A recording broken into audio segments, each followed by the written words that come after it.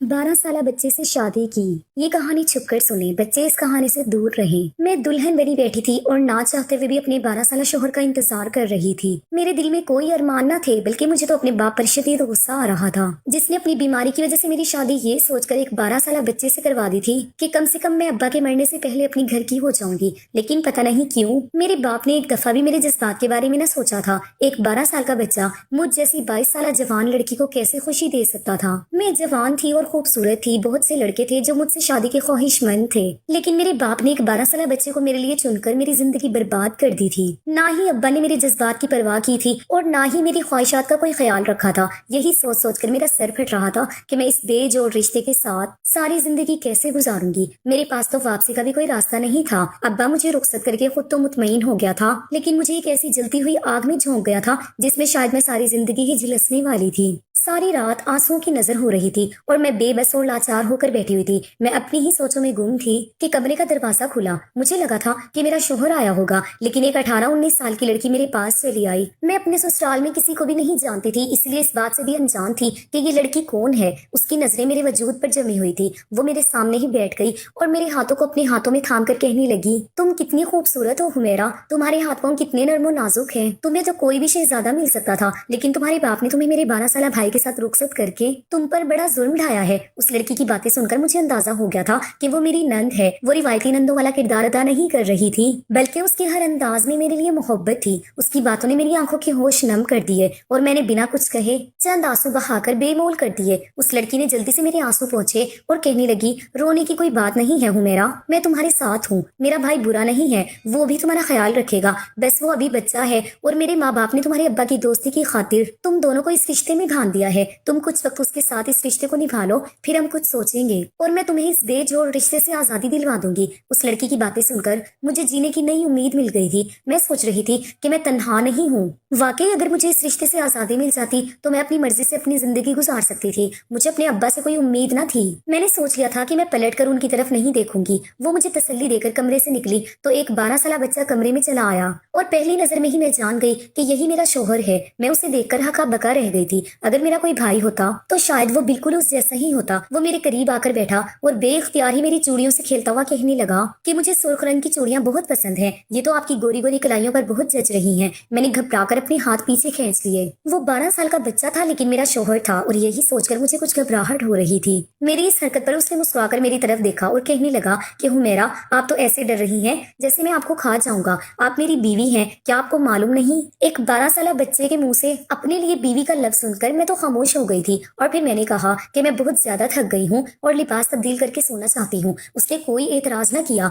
और मैं जल्दी से गुस्ल खाने में घुस गई। कितनी ही देर में शॉवर खोलकर नीचे खड़ी अपने आंसुओं को पानी के साथ मिलाती रही और अपने दिल को हल्का करती रही। मुझे यूं ही शॉवर के नीचे खड़े काफी देर गुजर गई थी और फिर अचानक ऐसा लगा जैसे किसी की नजरें मेरे वजूद पर जमी हो। मैंने घबराकर इधर उधर देखा, लेकिन वॉशरूम में ऐसी कोई खिड़की नहीं थी कि कोई बाहर से मुझे देख सकता। तो क्या कमरे में से कोई मुझे देख रहा था? लेकिन कौन? कमरे में तो सिर्फ जहांगीर था। मैं बहुत ज्यादा परेशान हो गई। मैंने जल्दी से लिबास तब्दील किया और गुस्ल खाने से बाहर निकली तो मेरा शोहर बिस्तर पर गहरी नींद में सोया हुआ था। उसे सोता देखकर मुझे यकीन हो गया कि मुझे वहम हुआ था। अगर जहांगीर सो रहा था तो भला मुझे कौन देख सकता था? मैं खामोशी से बेड के दूसरे किनारे पर लेट गई और आंखें बंद करके सोने की कोशिश करने लगी। सारे दिन की थकन और रोने धोने की वजह से मेरी आंखें इस कदर चल रही थी कि कुछ ही देर में मुझे नींद आ गई। लेकिन आधी रात को मुझे कुछ अजीब सा एहसास हुआ और मैं नींद में से घबरा कर उठ बैठी। कमरे में इस कदर अंधेरा था कि मुझे कुछ भी समझ नहीं आ रहा था। ना जाने क्यों मुझे नींद में ऐसा महसूस हुआ था जैसे किसी ने मेरे वजूद पर हाथ फेरा हो। बड़ी मुश्किल से मैंने साइड टेबल पर रखे लैंप को रोशन किया और अपने साथ बिस्तर पर पड़े जहांगीर पर नजर डाली, जो पहले की तरह ही गहरी नींद सो रहा था।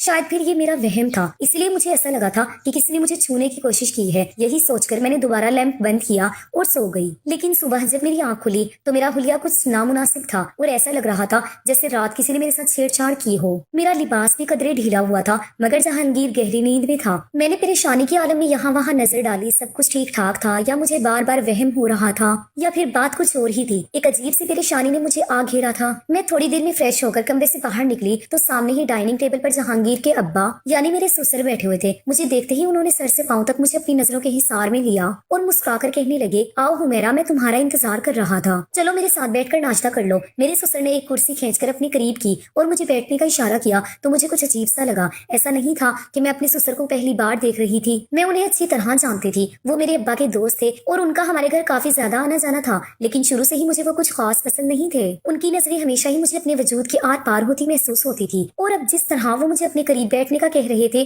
مجھے بالکل بھی اچھا نہیں لگا تھا۔ میں جان بوجھ کر ان سے دور رکھی کرسی پر بیٹھ گئی اور سر جھکائے ناشتہ کرنے لگی، لیکن سارا وقت مجھے ایسا ہی لگا، لیکن سارا دن مجھے ایسا ہی لگا جیسے ان کی نظریں مجھ پر ہی پڑی ہوئی ہوں۔ کچھ ہی دیر میں میری نند بھی آ گئی اور میرے برابر میں ہی بیٹھ کر میری خوبصورتی کی تعریفیں کرنے لگی، اور پھر اپنے ابا کے سامنے اس نے بڑے شرارتی سے انداز میں مجھ سے پوچھا کہ کل رات جہانگیر نے تمہیں تنگ تو نہیں کیا؟ مجھے اس سے اس سوال کی امید ہرگز بھی نہ تھی۔ میں ایک دم ہی شرمندہ ہو گئی اور میری نظر جیسے ہی میرے سسر پر پڑی ان کے چہرے پر بھی مسکراہٹ تھی اور مجھے لگا کہ میں دوبارہ سر نہیں اٹھا سکوں گی۔ میری نند نے فوراً ہی بات بدلی اور کہنے لگی میرے کہنے کا مقصد یہ تھا کہ جہانگیر بہت زیادہ ہی شرارتی ہے اور وہ رات کو اتنی آسانی سے سوتا بھی نہیں۔ میں اسے بہت زیادہ کہانیاں سناتی ہوں تبھی جا کر اسے نیند آتی ہے، اسی لیے پوچھ رہی تھی کہ کہیں کل اس نے تمہیں بھی تو تنگ نہیں کیا؟ میں نے بڑی مشکل سے نفی میں سر ہلایا اور خاموشی سے اپنے ناشتے پر توجہ دینے لگی۔ میرا بس چلتا تو میں اس منظر سے کہیں غائب ہو جاتی۔ میرے سسر ناشتہ کر کے وہاں سے چلے گئے تو میری جان میں جان آئی، لیکن اچانک ہی میری نند کہنے لگی کہ ابا نے صرف تمہاری ہمدردی میں جہانگیر کا رشتہ تم سے کروایا ہے، ورنہ کوئی باپ اپنے بچے کی زندگی خراب نہیں کرنا چاہتا، اسی لیے تم ابا کا خیال رکھا کرو۔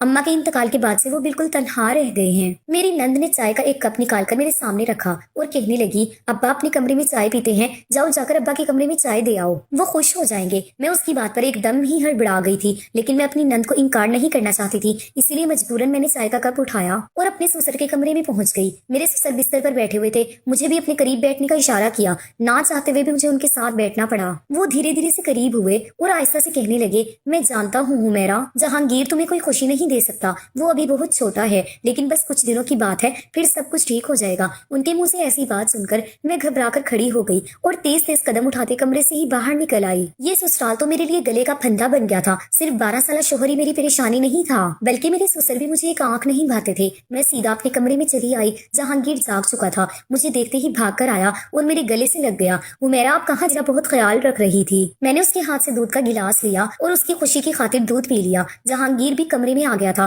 اس نے بھی ایک گلاس دودھ پیا اور سونے کے لیے لیٹ گیا۔ ایسا لگ رہا تھا جیسے وہ مجھ سے ناراض ہو، اس نے ایک نظر بھی میری طرف نہیں دیکھا تھا۔ میں بھی سکون سے سونے کے لیے لیٹ گئی اور پھر جب اگلی صبح میری آنکھ کھلی تو بستر کی چادر نیچے پڑی ہوئی تھی، جہانگیر بستر پر کہیں نہیں تھا اور میری حالت کافی غیر ہو رہی تھی۔ میں رات کو صحیح لباس پہن کر سوئی تھی، لیکن اس وقت میرا لباس کندھے پر سے پھٹا ہوا تھا جیسے کسی نے زور آزمائی کی ہو۔ میں نے پریشانی کے عالم میں جہانگیر کو دیکھا تو وہ بیڈ سے نیچے پڑا ہوا تھا، شاید نیند کے عالم میں نیچے گر گیا تھا، لیکن پھر بستر کی ایسی حالت کس نے کی تھی اور میرا لباس کیسے چاک ہوا تھا؟ مجھے کچھ بھی سمجھ نہیں آ رہا تھا۔ میں نے جلدی سے اٹھ کر اپنا لباس تبدیل کیا اور بستر کی حالت بہتر کر کے جہانگیر کو ہلایا تو وہ گہری نیند سے بمشکل آنکھیں کھول کر مجھے دیکھنے لگا۔ میں نے اسے بستر پر واپس کیا اور پھر خود بھی بستر پر ہی بیٹھ گئی۔ میں دونوں ہاتھوں کی انگلیاں آپس میں الجھائے پریشانی کے عالم میں بیٹھی ہوئی تھی۔ یہ سب کیا ہو رہا تھا؟ جہانگیر ایک 12 سالہ بچہ تھا اور مجھے یقین تھا کہ وہ میرے ساتھ کوئی ایسی ویسی حرکت نہیں کر سکتا، لیکن اگر جہانگیر نے میرے ساتھ کچھ غلط نہیں کیا تھا تو پھر یہ سب کیسے ہو رہا تھا؟ کافی دیر اسی طرح اپنی سوچوں میں الجھنے کے بعد میں کمرے سے باہر نکلی تو مجھے ایسا محسوس ہوا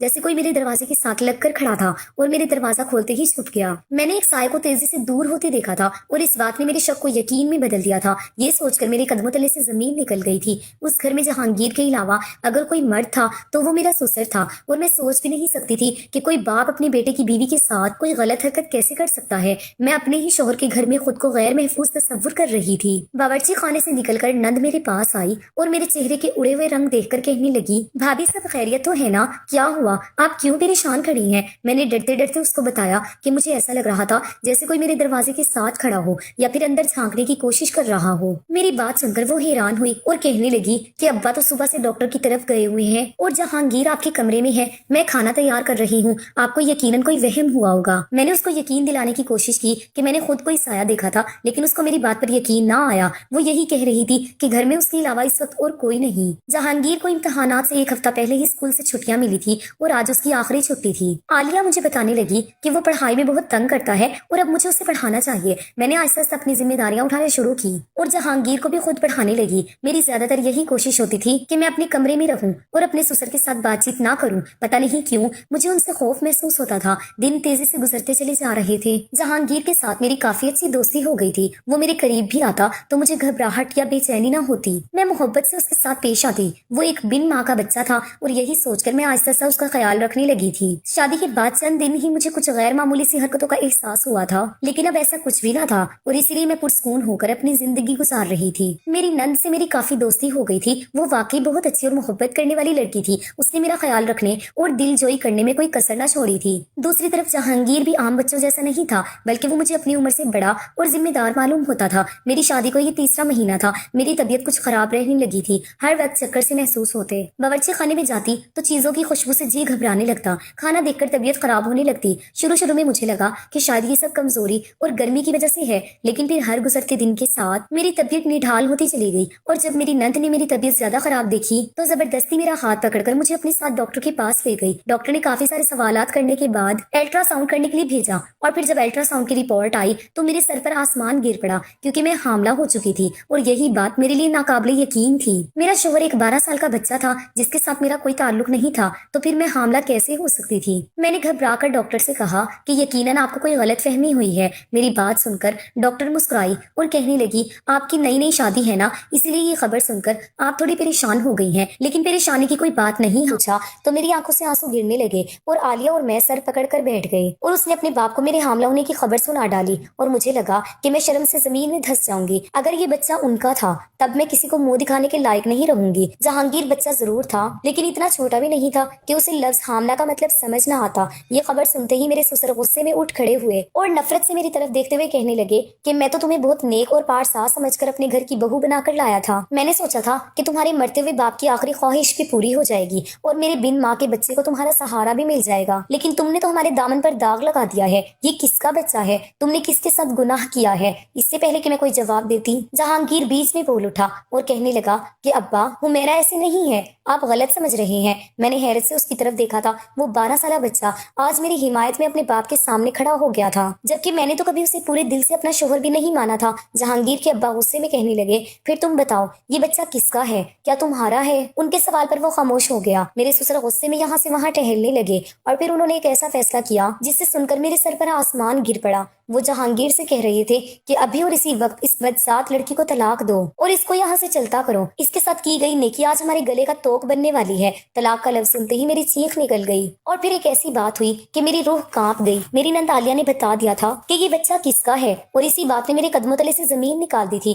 وہ جانتی تھی کہ میں کس کے بچے کی ماں بننے والی ہوں، لیکن خوف کے مارے خاموش تھی، اور جب اسے پتا چلا کہ میری زندگی برباد ہو جائے گی تو اس نے سارا سچ بتا دیا۔ وہ روتے ہوئے کہنے لگی کہ وہ ایک لڑکے کو پسند کرتی تھی اور وہ لڑکا چھپ چھپ کر ملنے کے لیے آیا کرتا تھا۔ عالیہ نے اسے پورے گھر کی چابیاں دے رکھی تھی، لیکن جب میں رخصت ہو کر یہاں آئی تو میری شادی والی رات اس لڑکے نے مجھے دیکھ لیا اور میری خوبصورتی سے بہت زیادہ متاثر ہوا، لیکن عالیہ کو ہرگز بھی اندازہ نہیں تھا کہ اس کی نیت خراب ہے۔ اس لڑکے نے گھر کی چابیوں سے فائدہ اٹھا کر شادی کی رات میرے کمرے میں آ کر نہ صرف غسل خانے میں مجھے شاور لیتے دیکھا، بلکہ وہ رات کو میرے ہی کمرے میں چھپ گیا اور موقع پا کر میرے ساتھ زبردستی کرتا رہا، لیکن میری آنکھ کھل گئی اور اسے اندازہ ہوا کہ میں کچی نیند سوتی ہوں۔ اسی لیے اس نے عالیہ کو کہا کہ وہ ہم دونوں میاں بیوی کو نیند کی دوا دے کر سلا دیا کرے تاکہ انہیں ملنے میں آسانی ہو، لیکن در حقیقت وہ اس بات کا فائدہ اٹھا کر مجھے استعمال کرنا چاہتا تھا، اور اس نے ایسا ہی کیا۔ عالیہ کو کچھ ہی دنوں میں پتا چل گیا کہ اس لڑکے نے اس کو دھوکہ دے کر مجھے استعمال کیا ہے، اور اسی بات پر ان دونوں کا جھگڑا ہو گیا اور وہ اس کو ہمیشہ کے لیے چھوڑ کر چلا گیا، لیکن جاتے جاتے میرے دامن پر داغ لگا گیا، اور آج میں اسی کے بچے کی ماں بننے والی ہوں۔ اس نے ہاتھ جوڑ کر مجھ سے معافی مانگی اور اپنے باپ سے التجا کی کہ اس کے گناہ کی سزا مجھے نہ دی جائے۔ اپنی بیٹی کا سچ جان کر میرے سسر کی جان نکل گئی تھی۔ جہانگیر مجھے سہارا دے کر کمرے میں لے آیا اور اس نے مجھے تسلی دی کہ وہ میرا ساتھ دے گا اور مجھے کوئی تکلیف ہونے نہیں دے گا۔ میرے سسر نے عالیہ کو غصے میں کمرے میں بند کر دیا تھا، لیکن وہ بیچاری تو خود دھوکے کا شکار ہوئی تھی، اسی لیے میں نے نہ صرف اسے معاف کر دیا بلکہ کچھ ہی عرصے میں اپنے سسر کو بھی اس بات کے لیے مجبور کیا کہ وہ بھی عالیہ کو معاف کر دے۔ جہانگیر نے جس طرح میرا ساتھ نبھایا تھا، میں نے فیصلہ کر لیا تھا کہ میں اپنی ساری زندگی اس کے ساتھ گزاروں گی۔ خدا کا کرنا ایسا ہوا تھا کہ میرا بچہ اگلے ہی مہینے میں ضائع ہو گیا تھا، اور پھر میں نے جہانگیر کے ساتھ ایک اچھی زندگی گزارنی شروع کر دی۔ ہمارے ارد گرد عالیہ جیسی بہت سی لڑکیاں ہیں جو کچی عمر میں جھوٹی محبت میں پھنس کر نہ صرف اپنی بلکہ اپنے گھر والوں کی زندگی بھی برباد کر دیتی ہیں۔ اسی لیے ہمیں چاہیے کہ اپنی بیٹیوں کو صحیح اور غلط کا فرق